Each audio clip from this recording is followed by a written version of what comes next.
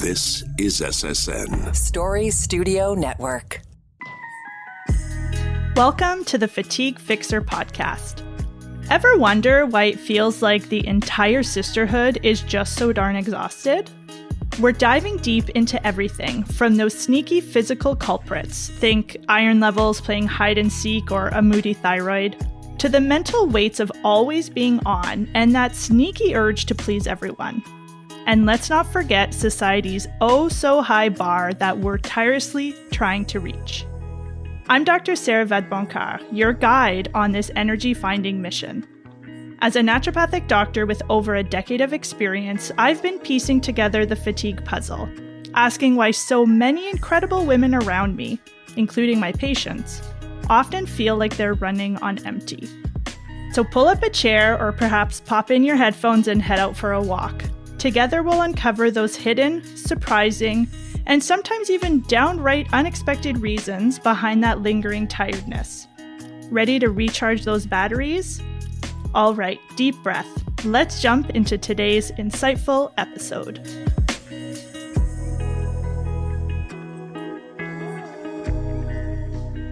Last weekend, I was cleaning out my closet, putting away summer dresses and taking out my fall sweaters, and I found the pile.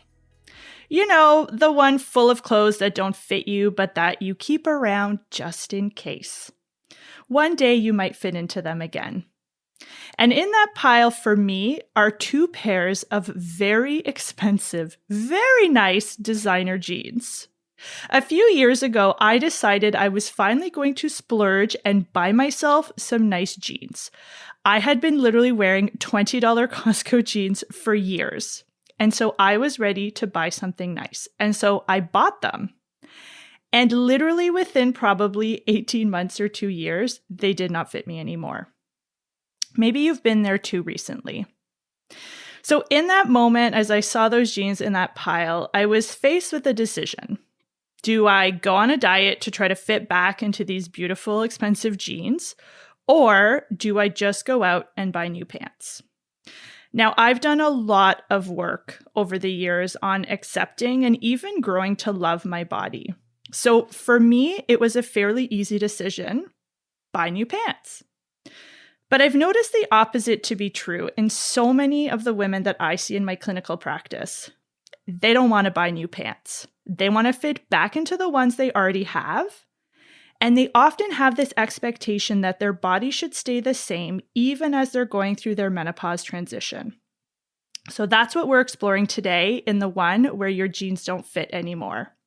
What expectations do we have about midlife bodies, and are we exhausting ourselves trying to fit into our clothes? My guest today is a breath of fresh air in the growing number of voices in the menopause space. Dr. Jenn Salib is a Canadian registered dietitian, naturopathic doctor, and intuitive eating counselor, and she's on a mission to help women manage menopause without diets and food rules. She helps women navigate the physical and emotional changes that happen in perimenopause and menopause, including their search for food freedom and body confidence. Working from a health at every size approach, she teaches women to become intuitive eaters and build body confidence at any stage of midlife. In addition to her one-on-one and group programs, she's the host of the Midlife Feast podcast and community that helps women undiet their lives after 40 so they can nourish a relationship with food that helps them discover the magic of midlife. Yes, because it can be magical. Even if your pants don't fit, it can be magical. That needs to be on a t-shirt. It does. That's going to be the tagline of the episode today. Welcome to the podcast. I'm so excited to have you here because you really are someone that I turn to in those moments where I get sucked back into that diet culture nonsense and that's part of what I want to talk about today is understanding why so many women have a weight loss goal, because you can't breathe the air on this planet without being told that skinnier is better, weight loss is healthier, dieting is your ticket to get there. And so I get why so many women have weight loss goals, but I also know from my own experience and from following practitioners like you that there is a different way. And that's really what I want us to dive into today. So welcome. Let you talk for a second. Thank you. You're welcome. Yeah, I mean, I obviously love talking about this, but I love the story that you shared at the beginning, because I think that is going to be such a relatable moment for anyone in any stage, but especially people in midlife who often feel like they had everything figured out until perimenopause hit. And then it's like the gloves come off, the rules change, they have no idea what game they're playing, and they feel broken. So I think that's a great story to start with. But to kind of answer the question of like, why do we feel this way? Why are we so attached to the number on the scale? It often goes back to the programming and the messaging that we received from way, way, way back. So many of us in this age and stage, but I think really at any age, we're exposed to families and friends and talk of bodies. Even if you weren't put on a diet, even if your mom didn't diet, although there are lots of us who have that in our history, there was talk about bodies, and the message was received loud and clear from a very early age that the worst thing that could happen to you was for your body to get bigger. And that for women especially, and people I guess who identify as women, that if your body got bigger and you got old, that your worth and your value was done. Mm-hmm. So, to be in that age and stage where things are happening to you because of hormone changes, you can't control them. It's scary as hell. It's really terrifying. So when you have like the women that you work with, when they're going through this stage where they are noticing kind of changes that probably some of them are resisting or actively fighting against, how do you start to talk to them about kind of what's normal or what can we expect in terms of our bodies changing as we go through perimenopause and menopause? Yeah, and to back things up for people who are maybe really new to perimenopause and aren't sure what's happening, in perimenopause, we have this roller coaster of hormones that can happen for years, sometimes up to a decade, where, no 2 months are alike. And so, as I call it, the hormone soup that we're swimming in changes dramatically when we get to perimenopause. Things stabilize relatively into a new normal in postmenopause, but perimenopause is often when people will start to notice these changes. And so they'll often say, my clothes aren't fitting. And even if the scale hasn't changed, there is a redistribution of assets, as I call it, because of these hormonal changes. And so if you were someone who identified as a pear shape, you are more likely to notice some apple features in the mirror, which means that how your clothes fit, where your jeans land on your waistline. I was joking the other day with someone that I have no idea where my butt went. I'm now in postmenopause and I'm like, where did it go? So we have this redistribution of assets that happen that's pre-programmed into our DNA. We cannot spot reduce. We cannot change that willfully. We also have a combination of life things that are happening. We tend to be well established in our jobs. And unless your job or career, if you do have a career outside the home, unless that career is very active, chances are you're spending more time sitting in your 40s and 50s than you did in your 20s and 30s. Even if you have kids like I do, I'm not running after them anymore because they're teenagers and they lock themselves in their room most of the time. They're not toddlers that I have to chase all day long. So a lot of our daily activity levels have changed. We have these hormone changes that can be impacting sleep. We know that sleep can impact potentially metabolism, but certainly impacts appetite, cravings. We have all of the emotional hunger that is created by all of the emotions around perimenopause. So there's a lot going on. So if anybody thinks that like this is a simple problem with a simple fix that's going to be resolved by cutting out carbs, I'm really sorry to say that's not the case. You heard it here first, people. Cutting carbs is not going to fix it. And we're going to get into that because there are some pretty ridiculous things being recommended to women in this stage, and I want to dive into some of those. But one of the things that I see and hear all the time in my practice is a woman comes in, she's like, nothing's changed. I'm eating the same, I'm exercising the same, and now I'm putting on weight. Like, what the heck is happening? And I think part of the like tough love conversation that sometimes needs to happen is that your habits may have been pretty good, but they might not be enough to support, like you said, the massive hormonal change that's happening. So maybe that like going to bed at midnight, which is an hour later than your body actually needs, and you've been doing that for 10 years, that glass of wine or two that you're having to unwind, like all of those things, those habits, they add up over time, and it often feels like they start, that's what I've noticed, they start to kind of catch up with us a little bit more in our 40s, or we can't, like, get away is not the right word, but our bodies tell us more clearly when they don't like some of the things that we're doing. Is that something that you're seeing as well or hearing?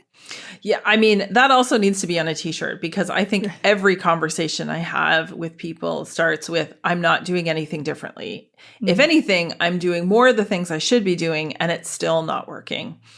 And it is a more complex and nuanced conversation, because for some people who are chronic dieters, who have fallen into that yo-yo dieting, weight cycling, kind of rhythm, there may be some metabolic adaptation that has started to take place. So, it may be that it truly is harder for the things that used to work in the way that they used to. So that may be happening. The other thing that may be happening, though, is that the habits that used to serve you, like you mentioned, may not have adjusted to the age and stage that you're in. And so, things like alcohol really disrupt sleep. They often disrupt other things. So in intuitive eating, we talk about alcohol as being an attunement disruptor. It's very difficult to tune in to your hunger and fullness cues, if you've had a couple glasses of wine. The other thing is, the reason why we might be reaching for the wine might be because we're stressed and anxious. So it really kind of layers in so many different pieces of that puzzle. But the other thing is that weight isn't a behavior. And so it's not something that you choose. And I use the analogy of the back of a watch. So if you take the back off of a watch and you see all of these moving parts, one will be food, one will be movement. And the others are all these interconnected and related pieces that are sometimes, genetics, sleep, stress, anxiety, hormones, medication, health, all of these pieces of the puzzle that we can't willfully control. So I try and teach this weight neutrality or body neutrality focus, which is to say, intuitive eating isn't anti-weight loss. You don't have to think about never losing weight again, but don't make it the be all and end all, because it isn't the thing that you have the most control over. Yeah, I think that's so important, because we do get this message that, like, if you just eat better and exercise more, you'll have the weight loss. And that is a very important part of the equation. But like you said, when women are going through this transition, there's so many other factors that influence both those things. Right? Yeah. When you're tired and you feel like shit, you're probably going to choose a different food, and you're potentially going to move your body less. And I think sometimes those changes are very subtle, that women don't even realize that they are taking 3,000 steps fewer per day than they did 10 years ago. It feels the same, but it might not actually be the same. And one of the things that I want to highlight, because I think it's so important for women to know, is that we do see an increase in disordered eating behaviors around women at midlife. Can you tell us a little bit more about what happens for women? So midlife and perimenopause especially is often referred to as reverse puberty. And the changes that are happening in the brain in perimenopause aren't all that dissimilar from what happens in puberty. And we know that because of the changes in the brain that happen with estrogen, especially in progesterone, there is an increase in body dissatisfaction and body dysmorphia. And so it's a really important thing to mention. And I'm so glad that you brought it up, because for many women who have had maybe years of disordered eating, this sometimes, tips them over into a clinical eating disorder. And when a lot of the things that they're doing are validated and supported under the umbrella of health and wellness, it becomes even trickier for them or the people around them to see it as a problem, especially if they don't fit the stereotype. And so, the number of people who who meet the criteria for an eating disorder who are not in a very small body is not insignificant. So I think that that's a really important point to make. Yeah. And just to kind of add to the conversation before, that, it's not that the calorie in, calorie out equation isn't real. Mm-hmm. It's that our ability and willingness to control it and need to control it changes. And that's okay. If I don't have the capacity or don't want to devote all of my capacity to managing that, I can still be healthy and happy in the body that I have.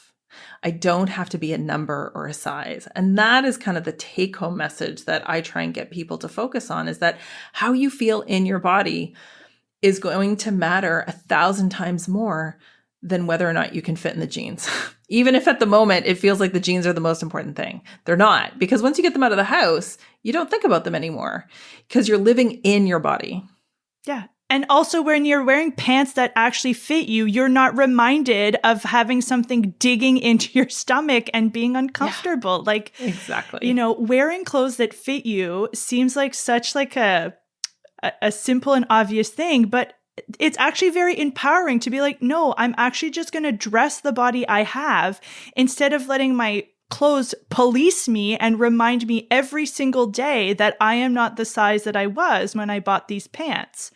And I was thinking about this recently, and you just brought it up. Like, we would never try to interfere with a girl's body changing in puberty, right? We don't judge it. It can be very difficult when you're the girl going through it. It's not an easy transition, but we don't try to like change it and stop it. And yet we have this completely unrealistic expectation, I believe, that our bodies should magically stay the same throughout all of adulthood, when hormonally and functionally, a body that is 30 has very different goals and needs than a body that is 45 or 55.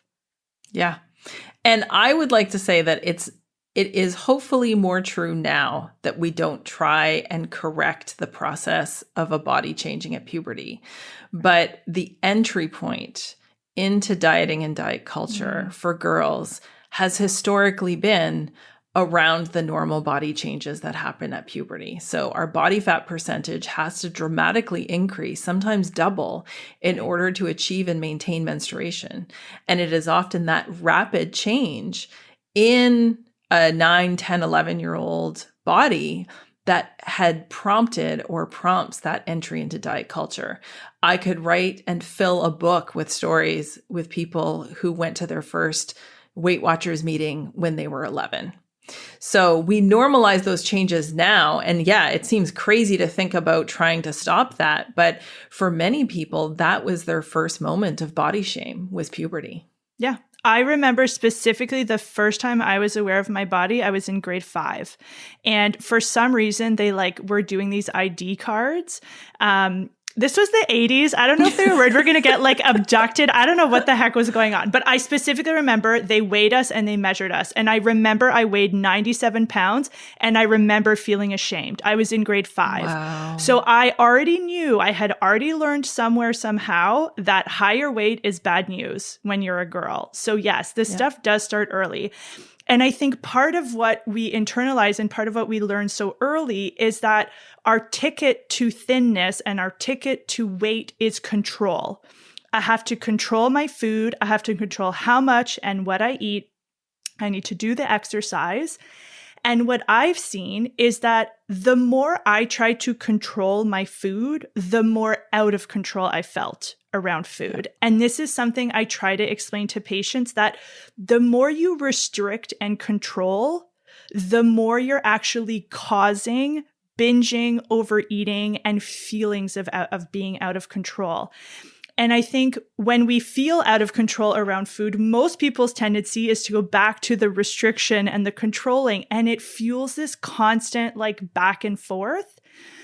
And for me, what really completely changed my relationship around food is when I decided that I was going to operate with 0 food rules. Yep. And if you're listening to this, that might sound scary as hell, and that's okay. But listen, just stick with me for a second. By removing all the food rules and giving myself permission to eat whatever I want, it has allowed me to have, right now, I have Haagen-Dazs ice cream sitting in my freezer. Am I thinking about the ice cream? Am I trying to convince myself not to eat the ice cream? No. Because I have given myself full permission to eat the ice cream if I want it. So it has become like a non-issue. So can you talk to us a little bit more about this concept of food freedom and like what does that actually mean? Yes. So food freedom is such a great term. And I think when people first hear it, especially if they're coming from any kind of background of trying to control food, what they actually hear is free for all. And so initially, and especially I think if people are trying to always do this on their own, they're like, oh, food freedom, no food rules. Great. I'm just going to eat whatever I want, whenever I want. Food freedom is more nuanced than that because it does mean food neutrality. There are no good foods, no bad foods. We don't have to have rules around what we can and can't have. There aren't, we don't have to worry about foods being addictive in and of themselves. And so when we talk about food freedom, what we're really talking about is the permission to say yes or the permission to say no, believing that it is your choice. And when we can believe that it's a choice, it feels like a very easy decision to make. If you know that you could have Haagen-Dazs 3 times a day if you wanted it, that there's nothing stopping you from doing that, it's very easy to choose whether you want to or not. But if you think that you can only have it on Friday because Friday's cheat day and you've gone to the gym and you've done all the things to earn it, it is going to be impossible to ever feel like you've had enough to feel satisfied. And the way that our brain works around restriction is that when we restrict something, it actually creates anticipation and craving, and our brain gets rewarded for that anticipation. So when I'm talking to people about trying to kind of work towards this food freedom, I say, you have to trust the process of saying yes. And just kind of learning that, oh, if I say yes the first time I think about it, I don't think about it 100 times. If I say yes on a Tuesday at lunchtime, instead of waiting until Friday night, I feel less anticipation and reward from having it. So the process of unlearning what you think you need to do to control your food does involve a lot of trust because you have to trust the process. But as you've seen, it really does bring us to this place where food is just neutral. It's just food. It's not reward. It's not punishment. It's just food. It's a decision that I have to make several times a day, multiple, every day of the week. I have to decide what to eat for breakfast, lunch, and dinner and for other people. So it can't be difficult. It can't require a lot of my brain power to make that decision because it's one I have to make all the time. Yeah. And this is why this topic is such like a passion project for me, is that I see the amount of energy and time women spend thinking about, planning for, trying not to eat. Like, we use so much of our precious energy trying to control our food.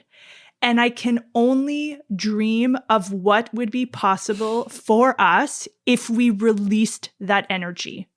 Yeah. Because to me, that is one of the worst uses of our precious time and energy, is constantly obsessing about and controlling and trying not to eat certain foods, I feel like that energy would be better spent doing literally anything else than that. For women who are listening and who just heard you say there are no good foods and bad foods and whose heads are exploding because they're like, what do you mean? Artificial sweeteners are bad and lectins and carbs and all the things. So for someone who's like coming at this conversation still steeped in diet culture, which I would argue we all are, just some, more than others, how do you start to have women, like from a practical perspective or maybe from like a mindset shift, how do you get them to start to practice this food neutrality? So there's kind of two parts to this process. So a lot of people will, especially if they have dieted their whole life or if they've tried to follow a plan or eat clean or whatever, this idea of not following a plan sounds very exciting. So often they jump in with like both feet.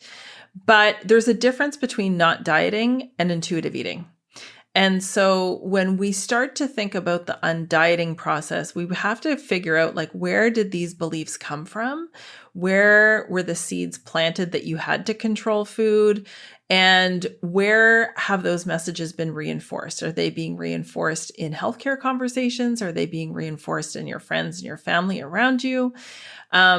And so that's kind of part A. But the second part is looking at intuitive eating through the principle of gentle nutrition, which I love because it acknowledges that food matters. It just doesn't matter in the way that we used to think or the way that we used to believe. And so we can have conversations around food, but we try and tie it to the aspect of the food that we want to focus on with that nutrient kind of density in mind. So protein isn't good. It's just a source of protein that helps to build muscle and stabilize our blood sugar.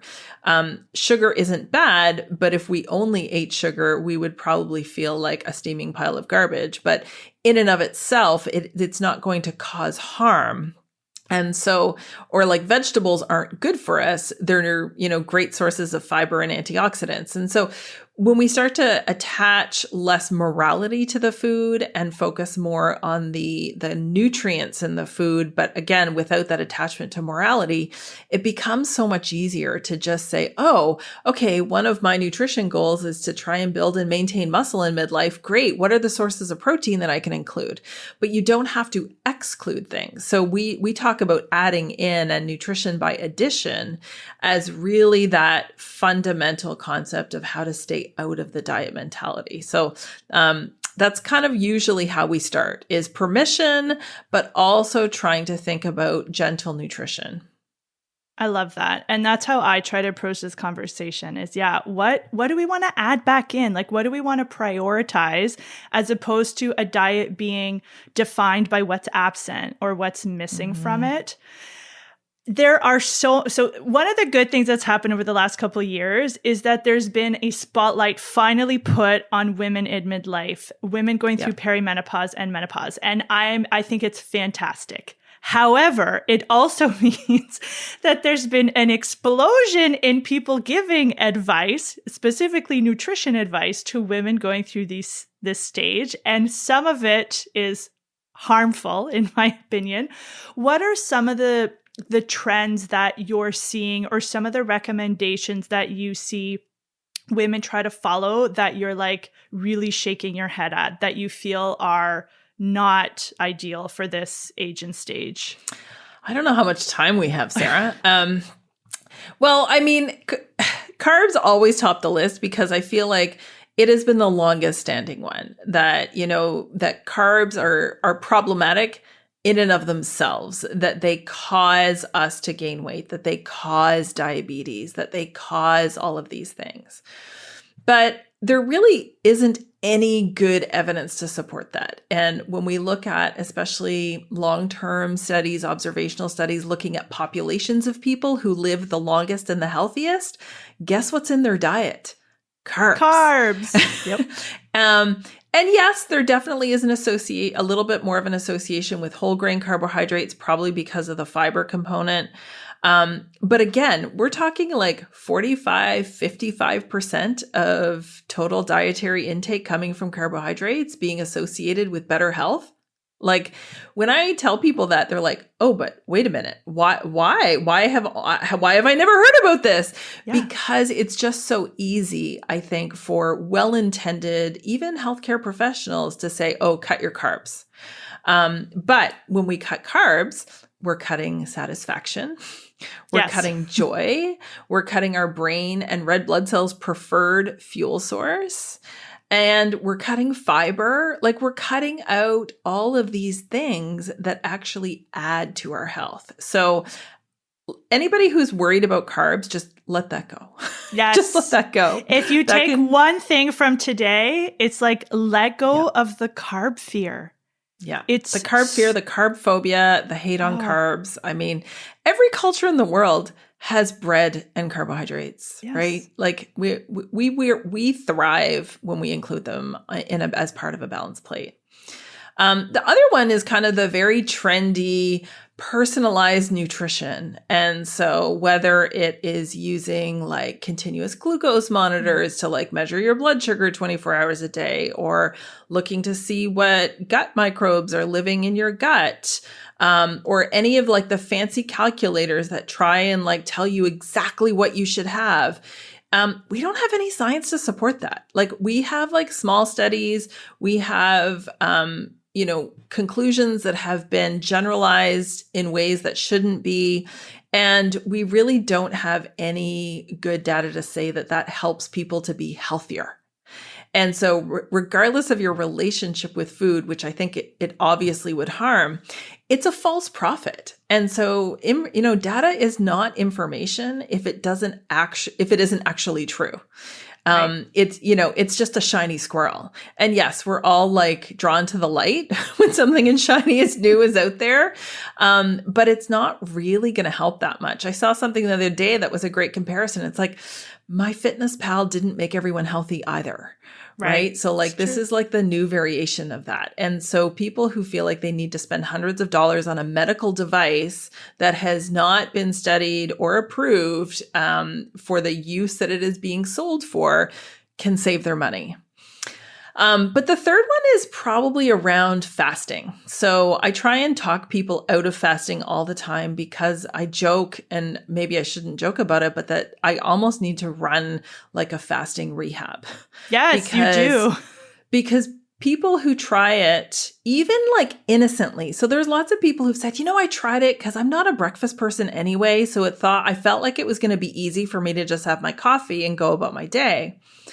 But what happens is that it increases the focus on food. So you're now thinking about food all the time because you're paying attention to the clock. You're watching this window. You're making sure to eat in your window, and sometimes eating not because you're hungry, but because you can, because it's your window.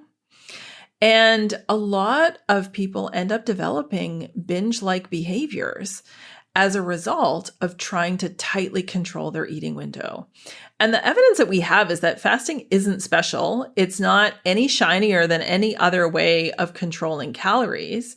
And even the evidence like that people were really excited about 10 and 15 years ago, looking at kind of like anti-aging benefits and things, has not panned out as, a significant benefit. I just tell them like it is not worth the time and effort and possible side effects to your relationship with food to try and condense this eating window. Even if on the surface it feels like it's going to be easier because you're not controlling the what, you're just controlling the when, it is going to end up like any other diet, which is you feeling like you're having to follow a rule and that you're having a hard time doing it and eventually giving up and feeling bad. Yeah. And on the topic of food rules, one of the things that I find is that what diet culture has done is it's given us all these rules, right? And we try to follow them. And what we're actually doing is we're outsourcing our ability to feed ourselves, which is a deeply fine-tuned machine that has allowed human beings to survive through all kinds of horrific conditions The reasons we still have humans on the earth is because we have this tightly regulated system that tells us to eat more when we're hungry and tells us that we're full when we've had enough. And what I see is that most of us have outsourced all of that to strangers on the internet who might have great credentials, like, yes, they're doctors or nutritionists, and that's fantastic, but they don't live in your body.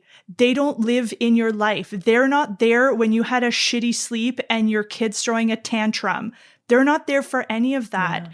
And so what I find frustrating is that women have completely lost trust in their ability to know when to eat, what to eat, and what works best for them, which is why the idea of intuitive eating sounds so terrifying to most women, because they're like, I can't be trusted.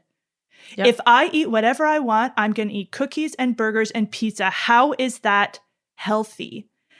And part of what I've experienced and part of what I try to communicate, and that's why I'm glad we have time for this conversation, because this is a really hard conversation to have in a 30-minute appointment with someone to like, let's undo 48 years of diet culture and start intuitive eating. But when you start to trust yourself and you trust that your body wants to be healthy and you trust that your body is trying to guide you, it can completely change your relationship with food, where, like you said, it just becomes like, I just need to eat 3 times a day. What's going to work well for me today? As opposed to this constant like energy suck of can't eat the bread, can't eat this, can't eat that. So anyways, that's my big long rant on that. But it just like, it drives me bananas. And I always joke, I'm like, when I meet a woman, I want to do 2 things. I want to hug her and be like, I'm sorry that you grew up in diet culture. And I want to shake her and be like, it's time to wake up. Like I get it. And like, can we please move out of this? Like, craziness. I love the analogy of outsourcing, because that's exactly what it is. And, you know, I will sometimes relate it to like, do you compare how often you go to the bathroom to someone else? You know how uncomfortable it gets if you have to pee and you keep pushing that off and off and off. Eventually, you've got to drop everything and run. And that's not a comfortable feeling. It's the same with food. So yes, this process of needing to refuel is a well-oiled machine. We need to trust when our body is saying, hey, I'm hungry. And if we can learn to listen to what it feels like to feel comfortably full and satisfied. And if we do that with this foundation of unconditional permission to eat, you don't have to earn it. You don't have to count it. You don't have to track it. You don't have to justify it. You know, you have unconditional permission to eat. It becomes very intuitive to just eat in that regular rhythm. Now, does that mean that sometimes you eat too little or too much? Yep, it does, because it doesn't have to be perfect. But you can learn to trust and develop body trust, even if you're coming from a lifetime of dieting. Yeah, I couldn't agree more. So if there's a woman listening, she did her like closet clean out. She tried on the jeans. They're not fitting. She's real pissed about it. She doesn't want to buy the new jeans. Like, what are some like maybe like top 2 or 3 pieces of advice that you would love for that woman to hear or to think about with regard to her changing body? Yeah. And this is the harder work is, you know, one is the food piece, but the other is the body piece. And so I often, you know, reflect a lot of the work of Christina Bruce, who's a fabulous body acceptance coach, where, you know, she really reminds us to realize that these are just thoughts. And thinking about like the sky, the thought that you have about your body when those jeans don't fit, it's just a thought. And if you can see it as like, it'll pass, it feels really uncomfortable in that moment, but it's going to pass. Then we can maybe not go down the spiral, the shame spiral, the hate spiral, the, oh my God, I have to do something right now in this moment spiral. Because if we can press pause in that moment and say, this is uncomfortable, and ask ourselves, how can I take care of my body today instead of how can I lose weight? it keeps us moving forward in that body acceptance, body kindness, body trust direction. And the fact that the genes don't fit doesn't have real meaning other than the meaning you give it. And so I love how Brene Brown talks about like emotional granularity. And so I relate this back to saying, I feel fat. Fat isn't a feeling. What else is it? Like, look at that list of 73 or 87 emotions and really drill it down to like, what does this act of trying on these jeans and them not fitting, how does that make me feel? And then I think you can really start to address like the root cause, which is, why is it uncomfortable that my body is changing? Why am I having a hard time with it? And what is the feeling that I'm trying to avoid? And so, yeah, it's harder work than the food piece often, but it is also, I think, what helps people to get to that next level of food freedom is accepting that their body is good regardless. That it doesn't have to be smaller in order for them to feel good in it. And anybody who has yo-yo dieted, and certainly that would be me too, the feelings that I had in a smaller body when I was having a bad body image day were the exact same feelings I had in a larger body. So it's not about the body.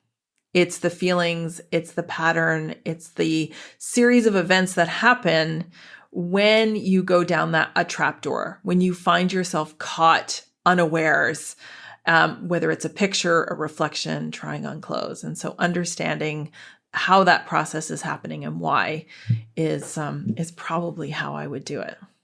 I love that advice. And that's what I always try to get at too with the patients I work with. Like, why do you want the weight loss? Because usually what we want is to feel something different.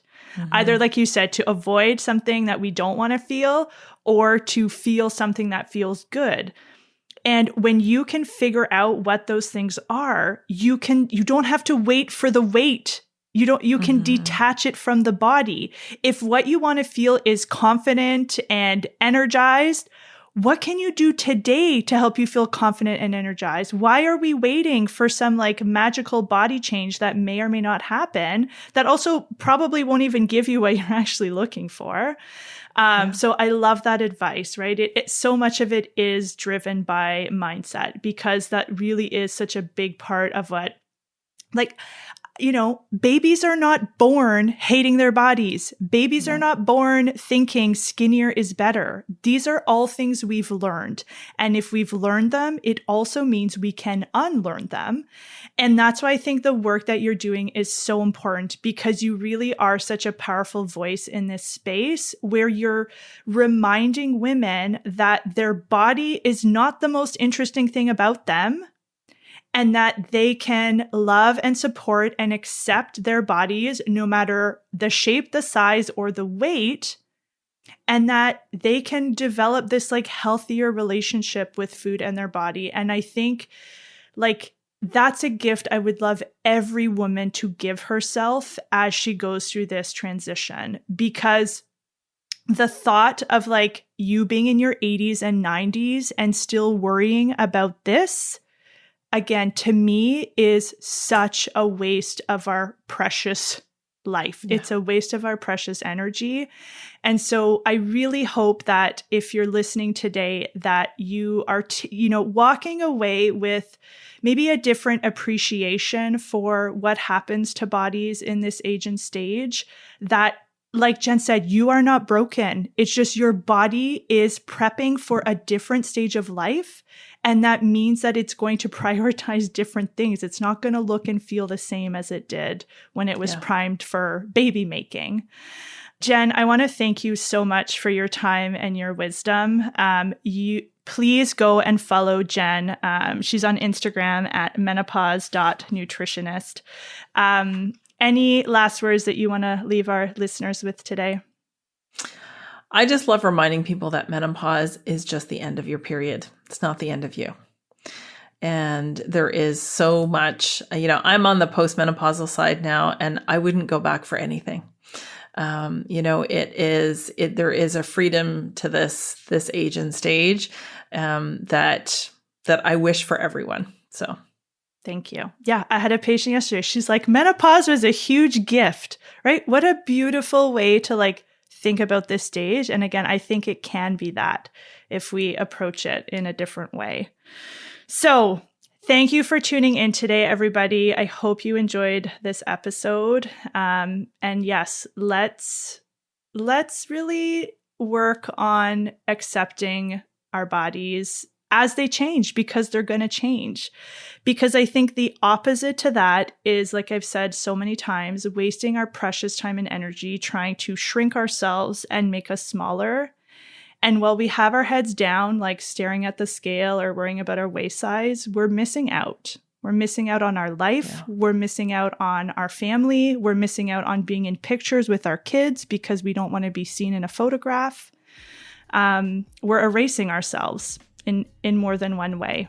And I would like for us to not do that. I want us to show up fully, full-bodied, full energy, full whatever that looks like for you, because to me, that is such a better use of our time here. So agreed. Yay. Let's leave it at that.